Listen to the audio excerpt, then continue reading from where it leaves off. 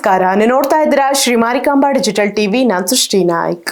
ಕೇರಳದ ವಯನಾಡಿನಲ್ಲಿ ಸಂಭವಿಸಿದ ಭೀಕರ ಭೂಕುಸಿತ ದುರಂತದ ಬೆನ್ನಲ್ಲೇ ಪಶ್ಚಿಮ ಘಟ್ಟಗಳ ಸಾಲನ್ನು ಹೊಂದಿರುವ ಉತ್ತರ ಕನ್ನಡ ಜಿಲ್ಲೆಯಲ್ಲೂ ಭೂಕುಸಿತದ ಭೂತ ಜನರನ್ನು ಮತ್ತೊಮ್ಮೆ ಕಾಡುವಂತೆ ಮಾಡಿದ. ಭೂವಿಜ್ಞಾನಿಗಳ ಎಚ್ಚರಿಕೆ, ರೆಡ್ ಅಲರ್ಟ್, ನಿರಂತರ ಅಬ್ಬರದ ಗಾಳಿ ಮಳೆ ಕಡಲ್ಕೊರೆತ ಜನರಲ್ಲಿ ಆತಂಕ ಹೆಚ್ಚಿಸಿವೆ. ಜಿಲ್ಲೆಯಲ್ಲಿ ಯಾವ ಪ್ರದೇಶಗಳು ಅಪಾಯದ ವಲಯದಲ್ಲಿವೆ, ಜಿಲ್ಲಾಡಳಿತ ಕೈಗೊಂಡಿರುವ ಕ್ರಮಗಳೇನು, ಈ ಕುರಿತ ಒಂದು ಸ್ಪೆಷಲ್ ರಿಪೋರ್ಟ್ ಇಲ್ಲಿದೆ.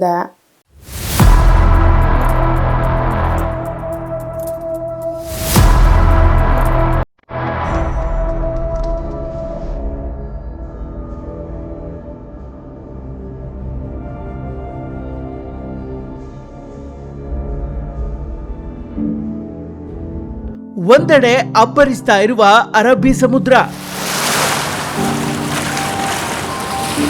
ಮತ್ತೊಂದೆಡೆ ಭೋರ್ಗರೆಯುತ್ತಿರುವ ಗಾಳಿ ಮಳೆ. ಈ ಎರಡರ ನಡುವೆ ಆತಂಕದ ಬದುಕು ನಡೆಸ್ತಾ ಇರುವ ಉತ್ತರ ಕನ್ನಡ ಜಿಲ್ಲೆಯ ಜನ.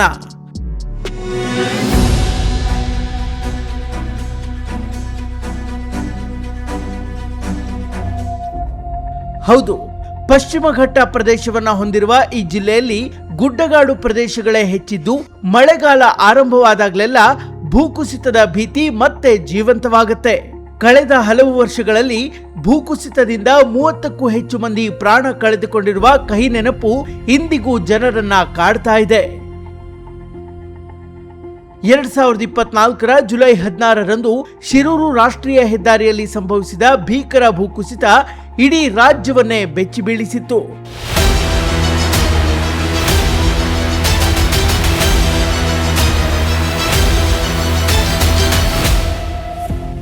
ಜಿಲ್ಲೆಯಾದ್ಯಂತ ಸಮಗ್ರ ಅಧ್ಯಯನ ನಡೆಸಿ 439 ಭೂಕುಸಿತ ಸಂಭವಿಸಬಹುದಾದ ಪ್ರದೇಶಗಳನ್ನು ಗುರುತಿಸಿತ್ತು. ಅವುಗಳಲ್ಲಿ 294 ಪ್ರದೇಶಗಳನ್ನ ಅತಿ ಸೂಕ್ಷ್ಮ ಭೂಕುಸಿತ ವಲಯ ಎಂದು ವರ್ಗೀಕರಿಸಿ ವಿಶೇಷ ನಿಗಾ ವಹಿಸುವಂತೆ ಜಿಲ್ಲಾಡಳಿತಕ್ಕೆ ಸೂಚನೆ ನೀಡಲಾಗಿತ್ತು. ಭೂಕುಸಿತದ ಅಪಾಯ ಹೆಚ್ಚಿರುವ ಪ್ರದೇಶಗಳಲ್ಲಿ ವಿಶೇಷ ಮುನ್ನೆಚ್ಚರಿಕೆ ಕ್ರಮಗಳನ್ನು ಜಿಲ್ಲಾಡಳಿತ ಕೈಗೊಂಡಿದೆ. ಭಾರತೀಯ ಹವಾಮಾನ ಇಲಾಖೆ ಜಿಲ್ಲೆಗೆ ರೆಡ್ ಅಲರ್ಟ್ ಘೋಷಿಸಿದೆ. ಈ ಹಿನ್ನೆಲೆಯಲ್ಲಿ ರಾಷ್ಟ್ರೀಯ ಹೆದ್ದಾರಿ ಹಾಗೂ ಘಟ್ಟಭಾಗದ ಹಲವು ಪ್ರದೇಶಗಳನ್ನು ಗುರುತಿಸಿ ವಾಹನ ನಿಲುಗಡೆಗೆ ನಿರ್ಬಂಧ ವಿಧಿಸಲಾಗಿದೆ. ಮಳೆ, ಗಾಳಿ ಮತ್ತು ಭೂಕುಸಿತದ ಸಾಧ್ಯತೆಯನ್ನ ಕ್ಷಣ ಕ್ಷಣಕ್ಕೂ ಗಮನಿಸಲು ಜಿಲ್ಲೆಯಾದ್ಯಂತ 200ಕ್ಕೂ ಹೆಚ್ಚು ಸ್ಪಾಟರ್ಗಳನ್ನು ನಿಯೋಜಿಸಲಾಗಿದ್ದು, ನಿರಂತರ ಮಾಹಿತಿ ಸಂಗ್ರಹಿಸಲಾಗ್ತಾ ಇದೆ. ವಿಂಡ್ ಜಾಸ್ತಿ ಬರುತ್ತದೆ ಅಂತ ನಮಗೆ ಅಲರ್ಟ್ ಬಂದಿದೆ. 50 to 60 km/h ನಲ್ಲಿ ಜಾಸ್ತಿ ಗಾಳಿ ಬರುತ್ತದೆ ಅಂತ ವಾರ್ನಿಂಗ್ ಕೊಟ್ಟಿದ್ರು. ಅದು ಎಲ್ಲರೂ ಕೂಡ ತಮಗೆ ಶೇರ್ ಮಾಡಿದ್ದೀವಿ. ಮತ್ತು ಇವತ್ತು ನಾವು ಶಾಲೆಗೆ ಕೂಡ ಈ ಒಂದು ಕಾರಣಕ್ಕಾಗಿ 5 ತಾಲೂಕಲ್ಲಿ ರಜೆ ಘೋಷಣೆ ಮಾಡಿದ್ದೀವಿ. ನಮಗೆ ವಿಂಡ್ ಜಾಸ್ತಿ ಇರೋದ್ರಿಂದ ಕೆಲವೊಂದು ಮನೆ ಡ್ಯಾಮೇಜಸ್ ಜಾಸ್ತಿ ರಿಪೋರ್ಟ್ ಆಗ್ತಾ ಇದೆ ಲಾಸ್ಟ್ 2 ದಿನದಲ್ಲಿ. ಟೋಟಲಿ ಈಗ ನಮ್ಮ ಜಿಲ್ಲೆಯಲ್ಲಿ 2 ಅನಿಮಲ್ ಲಾಸ್ ಆಗಿದೆ, ಅನಿಮಲ್ ಡೆತ್ ಆಗಿದೆ. ಅದಕ್ಕೆ ಕಾಂಪನ್ಸೇಷನ್ ಪೇಮೆಂಟ್ ಆಗಿದೆ. ಮತ್ತು ಹೌಸ್ ಡ್ಯಾಮೇಜ್ ಈಗ ಲಾಸ್ಟ್ 2 ದಿನದಲ್ಲಿ ಜಾಸ್ತಿ ಆಯಿತು. ಟೋಟಲ್ 58 ಮಾನ್ಸೂನ್ ಸ್ಟಾರ್ಟ್ ಆಗಿಂದ ಇಲ್ಲಿ ತನಕ 58 ಮನೆಗಳಿಗೂ ಹಾನಿಯಾಗಿದೆ. 2 ಮನೆ ಪೂರ್ಣವಾಗಿ ಹಾನಿಯಾಗಿದೆ ಅಂತ ನಮಗೆ ರಿಪೋರ್ಟ್ ಇದೆ. ಲಾಸ್ಟ್ 24 ಅವರ್ಸಲ್ಲಿ ಏನು ಆಗಿದೆಯೋ ಡ್ಯಾಮೇಜಸ್ ತಕ್ಷಣ ನಾವು ಪೇಮೆಂಟ್ ಮಾಡೋದಕ್ಕೆ ವ್ಯವಸ್ಥೆ ಮಾಡ್ತೇವೆ. ನಮ್ಮಲ್ಲಿ ಪ್ರಿಕಾಷನರಿ ಮೆಷರ್ ಆಗಿ ಲ್ಯಾಂಡ್ಸ್ಲೈಡ್ ಆಗ್ಬೋದಾದ ಜಾಗಗಳಲ್ಲಿ ಮತ್ತು ಫ್ಲಡ್ ಪ್ರೋನ್ ಏರಿಯಾಸಲ್ಲಿ ರಿಲೀಫ್ ಸೆಂಟರ್ಸ್ ಆಲ್ರೆಡಿ ಐಡೆಂಟಿಫೈ ಮಾಡಿ ಇಟ್ಟಿದ್ದೀವಿ. ಒಂದು 294 ಶೆಲ್ಟರ್ಸನ್ನು ನಮ್ಮ ಸರ್ಕಾರಿ ಕಟ್ಟಡಗಳಲ್ಲಿ ನಾವು ಐಡೆಂಟಿಫೈ ಮಾಡಿ ಇಟ್ಟಿದ್ದೀವಿ. ಇದು ಅಷ್ಟೇ ಇಲ್ಲದೆ ನಾವು ಜಾನುವಾರುಗಳಿಗೆ ನಾವು ಮನೆ ಬಿಟ್ಟು ಹೋದಾಗ ಕ್ಯಾಟಲ್ ಕೂಡ ನಮ್ಮ ಜನರು ಕರ್ಕೊಂಡು ಹೋಗ್ತಾರೆ. ಸೊ ಅದಕ್ಕೆ ಒಂದು 107 ಕಡೆ ನಾವು ವೆಟನರಿ ರಿಲೀಫ್ ಸೆಂಟರ್ ಕೂಡ ನಾವು ಐಡೆಂಟಿಫೈ ಮಾಡಿ ಇಟ್ಟಿದ್ದೀವಿ.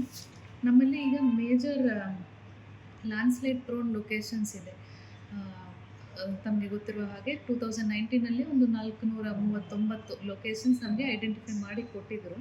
ಇದರಲ್ಲಿ ಆಲ್ರೆಡಿ ಒಂದು 100 ಕೋಟಿ ಸರ್ಕಾರದಿಂದ ಸ್ಯಾಂಕ್ಷನ್ ಆಗಿತ್ತು. ಅದು ವರ್ಕ್ಸ್ ಕೂಡ ನಡೀತಾ ಇದೆ. ಒಂದು 99 ವರ್ಕ್ಸ್ ನಾವು ತಗೊಂಡಿದ್ದೀವಿ. 12 ವರ್ಕ್ಸ್ ಕಂಪ್ಲೀಟ್ ಆಗಿದೆ. ಬಾಕಿ ವರ್ಕ್ಸ್ ಲಾರ್ಜ್ ವರ್ಕ್ಸ್ ಇರೋದ್ರಿಂದ ಅಲ್ಲಿ ತಡೆಗೋಡೆ ಎಲ್ಲ ಮಾಡಬೇಕಾಗಿರೋದ್ರಿಂದ ಸದ್ಯಕ್ಕೆ ಮಾನ್ಸೂನಲ್ಲಿ ಅಲ್ಲಿ ಕೆಲಸವನ್ನು ಮಾಡೋದು ಬೇಡ, ಡೇಂಜರಸ್ ಇದೆ ಅಂತ ನಾವು ಹೇಳಿದ್ದೀವಿ. ಇದು ನೆಕ್ಸ್ಟ್ ವರ್ಷ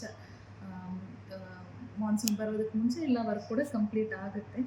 ಈಗ ಟೆಂಪ್ರರಿಯಾಗಿ ಲ್ಯಾಂಡ್ಸ್ಲೈಡ್ ಪ್ರೋನ್ ಲೊಕೇಶನ್ಸಲ್ಲಿ ನಾವು ಸ್ಪಾಟರ್ಸ್ ಅಂತ ಪ್ರತಿ ವರ್ಷ ಏನು ಹಾಕ್ತೀವಿ ಆ ಥರ ನಮ್ಮ ಲೋಕಲ್ ಜನನು ಓಡಾಡೋದಕ್ಕೆ ನಾವು ಅಲ್ಲಿ ಅಬ್ಸರ್ವ್ ಮಾಡೋದಕ್ಕೆ ಹಾಕಿದ್ದೀವಿ. ನಮ್ಮ ಜಿಲ್ಲೆಯಲ್ಲಿ ಸುಮಾರು ಒಂದು 200 ಸ್ಪಾಟರ್ಸನ್ನು ಐಡೆಂಟಿಫೈ ಮಾಡಿ ಲ್ಯಾಂಡ್ಸ್ಲೈಡ್ ಪ್ರೋನ್ ಲೊಕೇಶನ್ಸಲ್ಲಿ ನಾವು ಆಲ್ರೆಡಿ ಹಾಕಿದ್ದೀವಿ. ಕಂಟಿನ್ಯೂಸ್ ಆಗಿ ನಮಗೆ ಒಂದು ವಾಟ್ಸಪ್ ಗ್ರೂಪ್ ಇದೆ.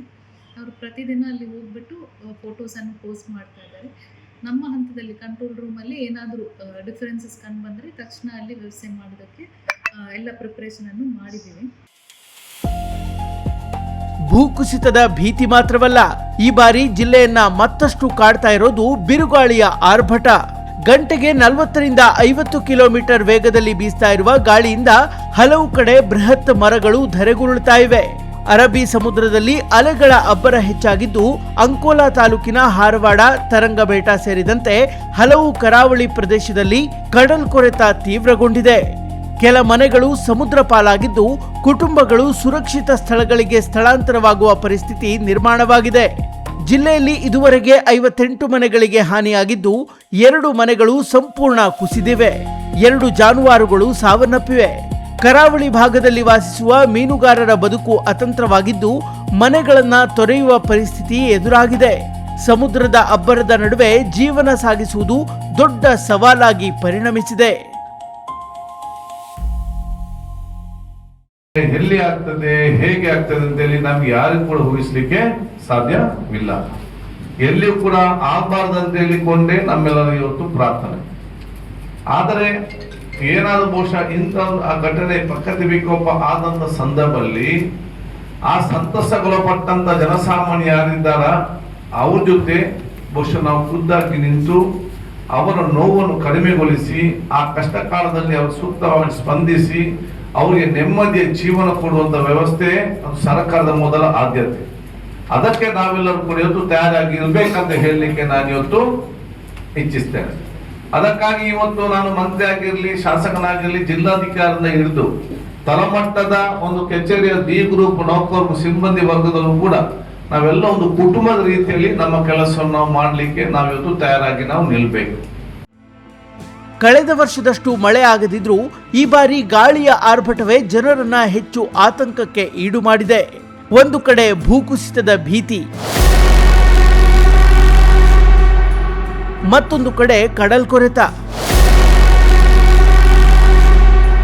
ಇನ್ನೊಂದೆಡೆ ಬಿರುಗಾಳಿಯ ಅಬ್ಬರ. ಪ್ರಕೃತಿಯ 3 ಅಪಾಯಗಳ ನಡುವೆ ಉತ್ತರ ಕನ್ನಡ ಜಿಲ್ಲೆ ಎಚ್ಚರಿಕೆಯ ಹೆಜ್ಜೆ ಇಡ್ತಾ ಇದೆ. ಜಿಲ್ಲಾಡಳಿತ ಅಗತ್ಯ ಮುನ್ನೆಚ್ಚರಿಕೆ ಕ್ರಮಗಳನ್ನು ಕೈಗೊಂಡಿದ್ರೂ ಜನರು ಎಚ್ಚರಿಕೆಯಿಂದ ಇರುವುದು ಹಾಗೂ ಸೂಚನೆಗಳನ್ನು ಕಟ್ಟುನಿಟ್ಟಾಗಿ ಪಾಲಿಸುವುದು ಅನಿವಾರ್ಯವಾಗಿದೆ. Special desk, Marikamba news.